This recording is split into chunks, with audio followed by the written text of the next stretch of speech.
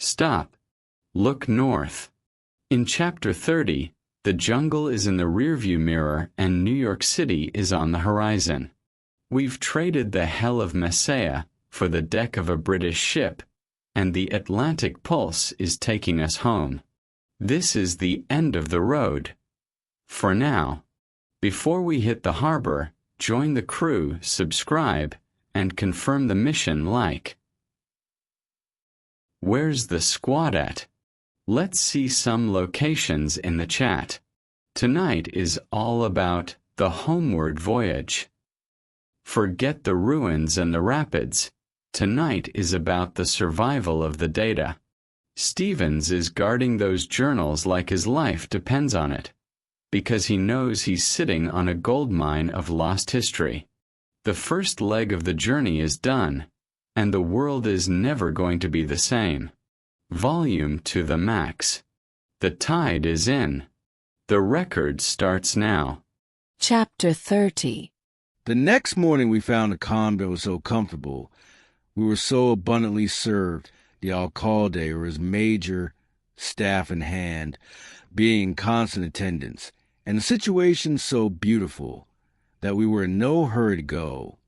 But the Alcalde told us that all was ready. We did not see our carriers, and found that he and his major were the mozos whom he had consulted. They could not let slip $2 apiece, and laying down their staves in dignity, bared their backs, placed the straps across their foreheads, took up the loads, and trotted off. We started at 5 minutes before 8. The weather was fine, but hazy. From the village we descended a hill to an extensive stony plain, and at about a league's distance reached the brink of a precipice, for which we looked down into a rich oblong valley, 2,000 or 3,000 feet deep, shut in all around by a mountain wall, and seeming an immense excavation. Toward the other end of the valley was a village with a ruined church, and the road led up a precipitous ascent to a plain on the same level with that on which we stood, undulating and boundless as the sea. Below us, it seemed as if we could drop a stone to the bottom. We descended by one of the steepest and most stony paths we had yet encountered in the country, crossing and recrossing in a zigzag course along the side of the height, perhaps making the descent 1.5 miles long. Very soon we reached the bank of a beautiful river, running lengthwise through the valley, bordered on each side by immense trees, throwing their branches clear across, and their roots washed by the stream. And while the plain beyond was dry and parched, they were green and luxuriant. Riding along it, we reached a suspension bridge of most primitive appearance and construction, called by the natives La Hammaca, which had existed there from time immemorial. It was made of osiers twisted into cords, about 3 feet apart, and stretched across the river with a hanging network of vines, the ends fastened to the trunks of 2 opposite trees. It hung about 25 feet above the river, which was here some 80 feet wide, and was supported in different places by vines tied to the branches. The access was by a rude ladder to a platform in the crotch of the tree. In the bottom of the Hammaca were 2 or 3 poles to walk on. It waved with the wind, and was an unsteady and rather insecure means of transportation. From the center of the vista of the river, both ways under the arches of the trees, was beautiful, and in every direction the Hammaca was a most picturesque-looking object. We continued on to the village, and after a short halt and a smoke with the Alcalde, rode on to the extreme end of the valley by a steep and stony ascent. At 20 minutes past 12 reached the level ground above. Here we dismounted, slipped the bridles of our mules, and seated ourselves to wait for our Indians, looking down into the deep embosomed valley, and back at the great range of Cordilleras, crowned by the Sierra Madre, seeming a barrier fit to separate worlds. Free from all apprehensions, we were now in the full enjoyment of the wild country and wild mode of traveling. But our poor Indians, perhaps, did not enjoy it so much. The usual load was from 3 to 4 arrobas, 75 to 100 pounds. Ours were not more than 50, but the sweat rolled in streams down their naked bodies, and every limb trembled. After a short rest, they started again. The day was hot and sultry, the ground dry, parched, and stony. We had 2 sharp descents, and reached the river Dolores. On both sides were large trees, furnishing a beautiful shade, which, after a scorching ride, we found delightful. The river was about 300 feet broad. In the rainy season it is impassable, but in the dry season not more than 3 or 4 feet deep, very clear, and the color a grayish-green, probably from the reflection of the trees.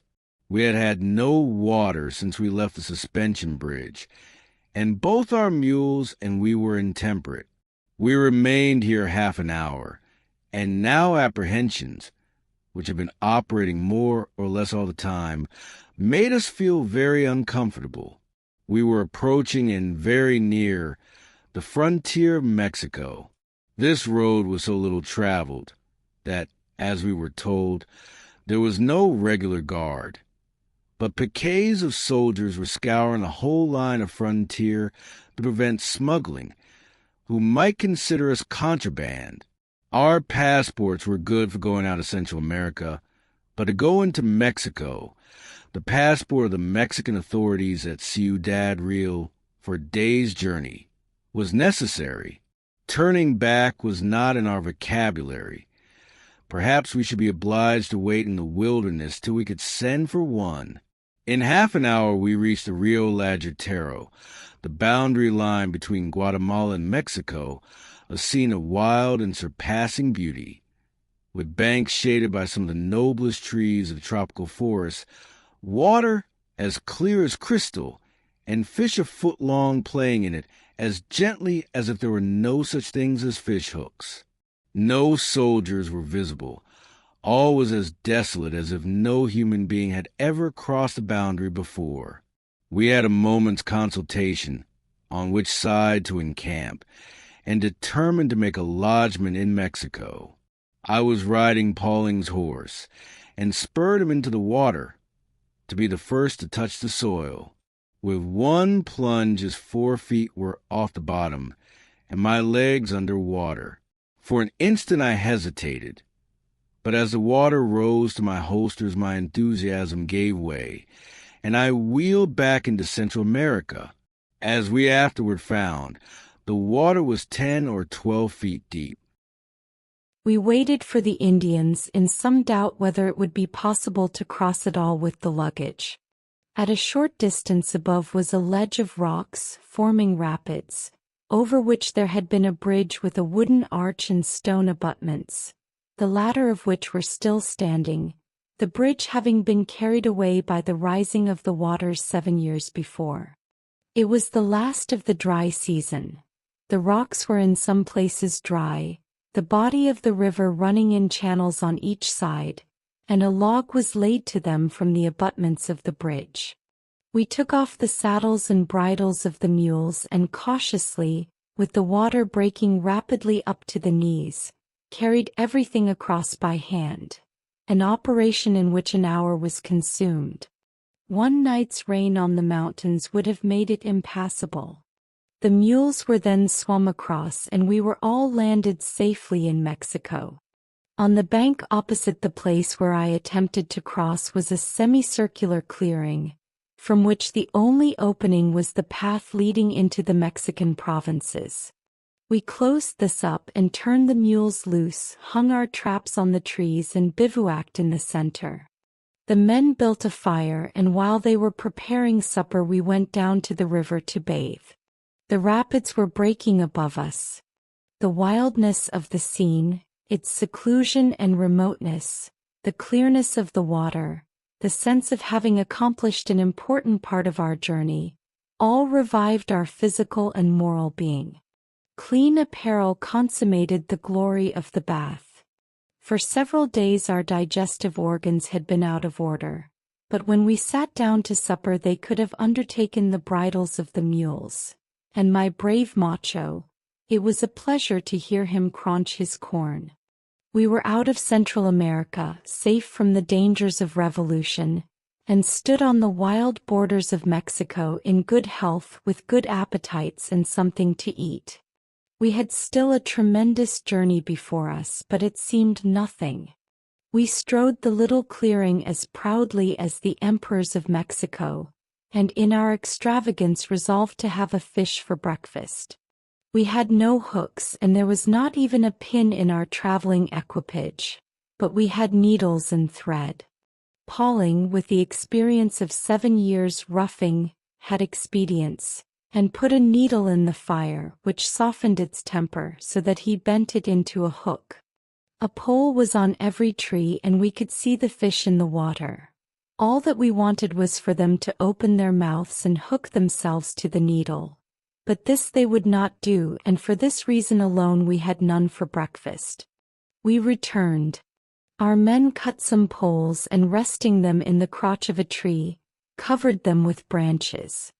We spread our mats under and our roof and beds were ready. The men piled logs of wood on the fire and our deep was sound and glorious. At daylight the next morning we were again in the water.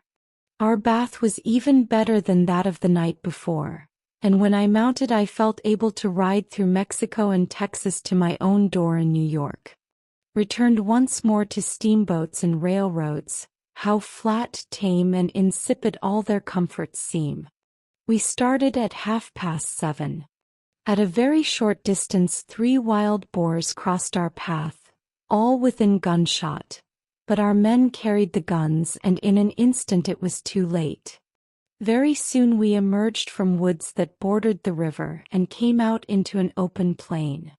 At 8:30 we crossed a low stony hill and came to the dry bed of a river.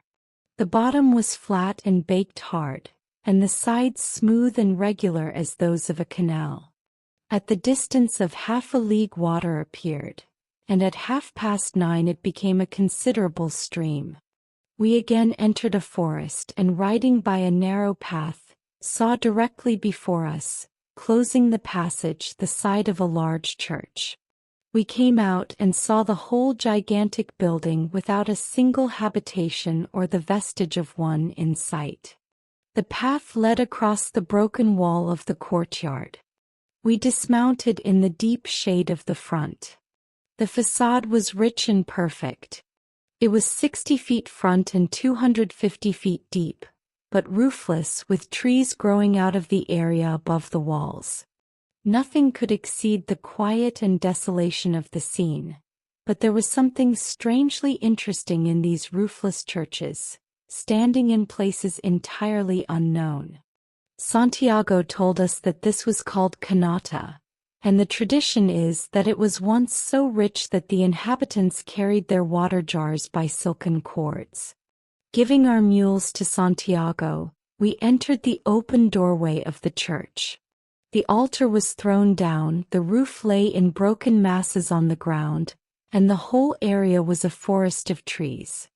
At the foot of the church and connected with it was a convent. There was no roof, but the apartments were entire as when a good padre stood to welcome a traveler. In front of the church, on each side, was a staircase leading up to a belfry in the center of the facade. We ascended to the top. The bells which had called to matin and vesper prayers were gone. The crosspiece was broken from the cross. The stone of the belfry was solid masses of petrified shells, worms, leaves, and insects. On one side we looked down into the roofless area and on the other over a region of waste.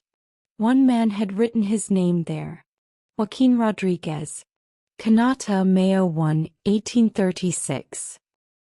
We wrote our names under his and descended, mounted, rode over a stony and desolate country, crossed a river, and saw before us a range of hills, and beyond a range of mountains.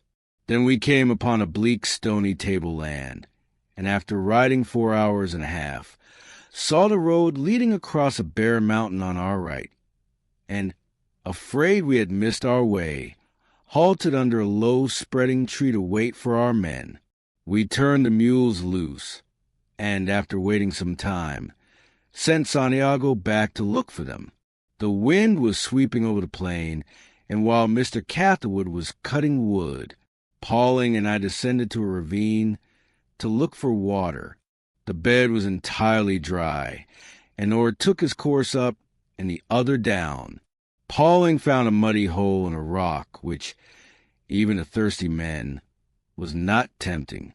We returned and found Mr. Catherwood warming himself by the blaze of 3 or 4 young trees, which he had piled one upon another. The wind was at this time sweeping furiously over the plain.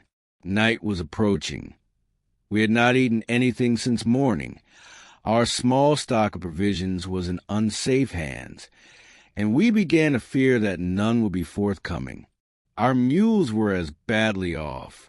The pasture was so poor that they required a wide range, and we let all go loose except my poor macho, which, from certain roving propensities acquired before he came into my possession, we were obliged to fasten to a tree. It was some time after dark when Santiago appeared with the alforgas of provisions on his back. He had gone back 6 miles when he found the track of Juan's foot, one of the squarest ever planted, and followed it to a wretched hut in the woods, at which we had expected to stop. We had lost nothing by not stopping. All they could get to bring away was 4 eggs. We supped, piled up our trunks to windward, spread our mats, lay down, gazed for a few moments at the stars, and fell asleep. During the night the wind changed, and we were almost blown away. The next morning, preparatory to entering once more upon habitable regions, we made our toilet, i.e. we hung a looking-glass on the branch of a tree, and shaved the upper lip and a small part of the chin. At 7:15 we started, having eaten up our last fragment. Since we left Gista we had not seen a human being. The country was still desolate and dreary. There was not a breath of air.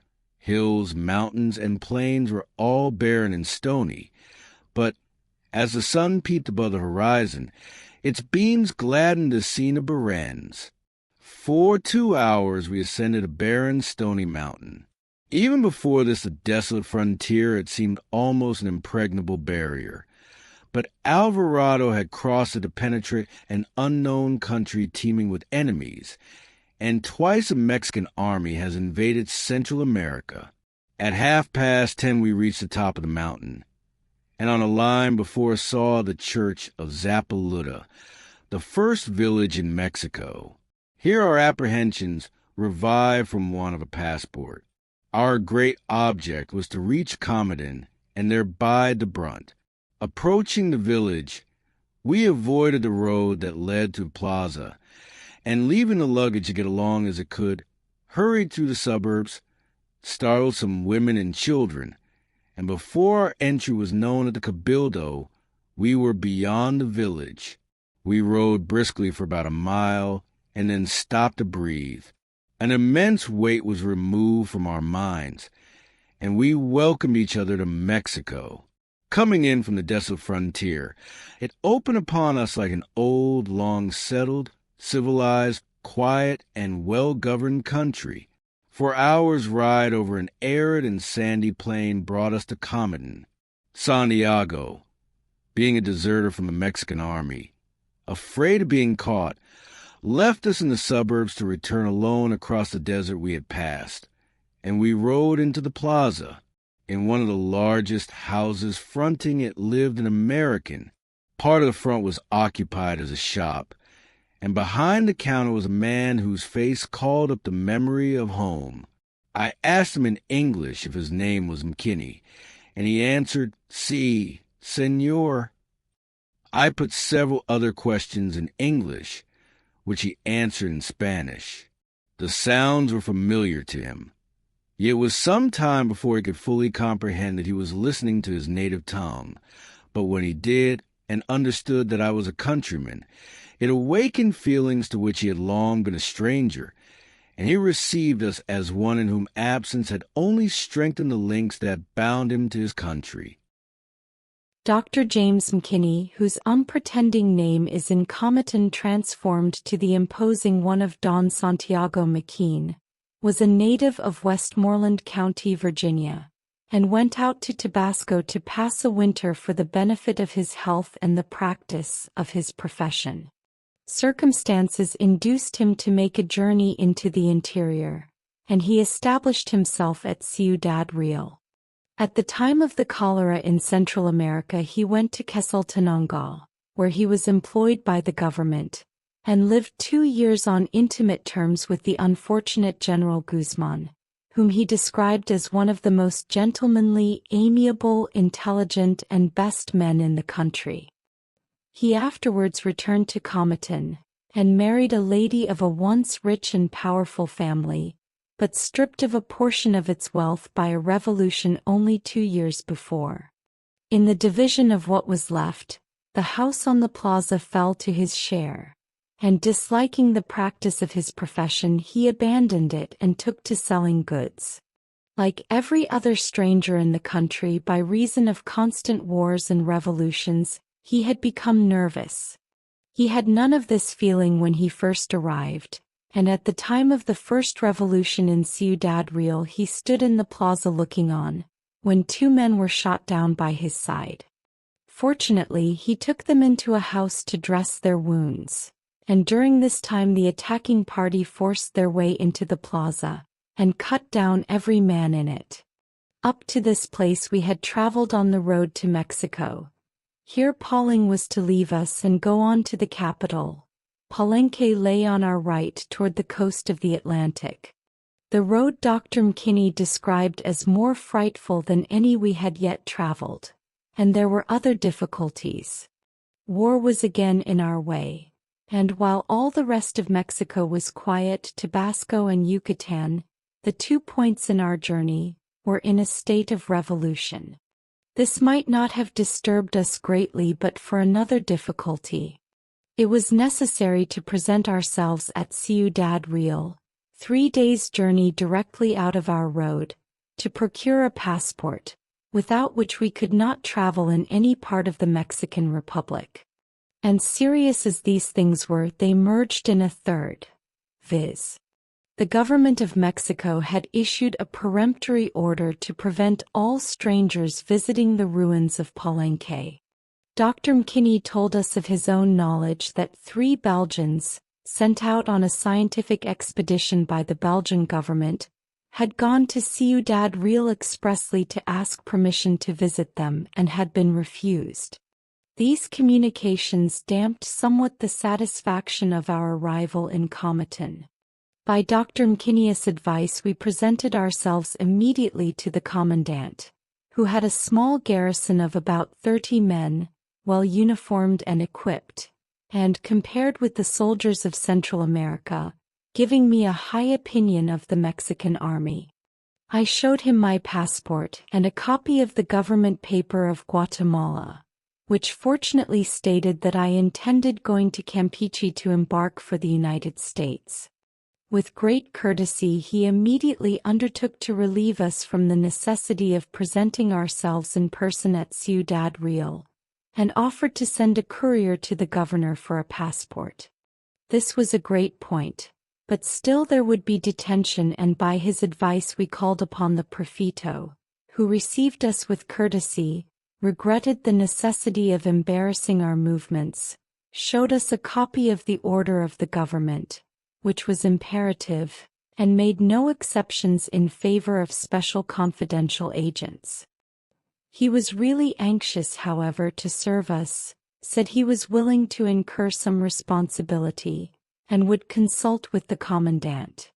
We left him with a warm appreciation of the civility and good feelings of the Mexican officials, and satisfied that whatever might be the result, they were disposed to pay great respect to their neighbor of the north.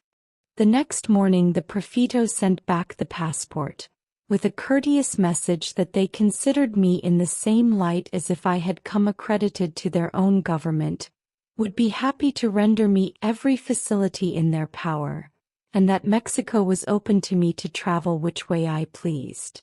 Thus one great difficulty was removed. I recommend all who wish to travel to get an appointment from Washington. As to the revolutions, after having gone through the crash of a Central American, we were not to be put back by a Mexican, but the preventive order against visiting the ruins of Palenque was not so easily disposed of. If we made an application for permission, we felt sure of the good disposition of the local authorities. But if they had no discretion, were bound by imperative orders, and obliged to refuse, it would be uncourteous and improper to make the attempt.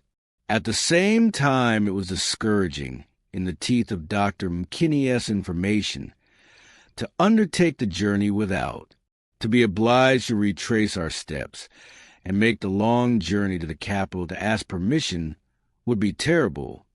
But we learned that the ruins were removed some distance from any habitation.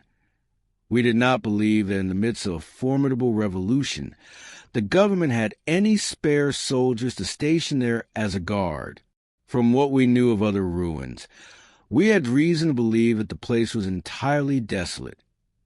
We might be on the ground before anyone knew we were in the neighborhood, and then make terms either to remain or evacuate, as the case might require, and it was worth the risk if we got one day's quiet possession. With this uncertain prospect, we immediately commenced repairing and making preparations for our journey. The comfort of finding ourselves at this distant place in the house of a countryman can hardly be appreciated. In dress, manner, appearance, habits, and feelings, the doctor was as natural as if we had met him at home. The only difference was his language, which he could not speak connectedly, but interlarded it with Spanish expressions. He moved among the people, but he was not of them, and the only tie that bound him was a dark-eyed Spanish beauty, one of the few that I saw in that country for whom a man might forget kindred and home. He was anxious to leave the country, but trammeled by a promise made his mother-in-law not to do so during her life. He lived, however, in such constant anxiety that he hoped she would release him. Comitan, the frontier town of Chiapas, contains a population of about 10,000. It has a suburb church and well-filled convent of Dominican friars. It is a place of considerable trade, and has become so by the effect of bad laws. For, in consequence of the heavy duties on regular importations at the Mexican port of entry, most of the European goods consumed in this region are smuggled in from Belize and Guatemala. The proceeds of confiscations and the perquisites of officers are such an important item of revenue that the officers are vigilant, and the day before we arrived 20 or 30 mule loads that had been seized were brought into Comitan. But the profits are large that smuggling is a regular business, the risk of seizure being considered one of the expenses of carrying it on. The markets, however, are but poorly supplied, as we found. We sent for a washerwoman, but there was no soap in the town. We wanted our mules shod, but there was only iron enough to shoe one. Buttons for pantaloons, in size, made up for other deficiencies. The want of soap was a deplorable circumstance. For several days we had indulged in the pleasing expectation of having our sheets washed. The reader may perhaps consider us fastidious, as it was only 3 weeks since we left Guatemala, but we had slept in wretched cabildos and on the ground, and they had become of very doubtful color. In time of trouble, however, commend me to the sympathy of a countryman. Don Santiago, alias Dr. McKinney, stood by us in our hour of need, provided us with soap, and our sheets were purified. Pauling's difficulties were now over. I procured for him a separate passport, and he had before him a clear road to Mexico, but his interest had been awakened. He was loath to leave us, and after a long consultation and deliberation resolved that he would go with us to Palenque.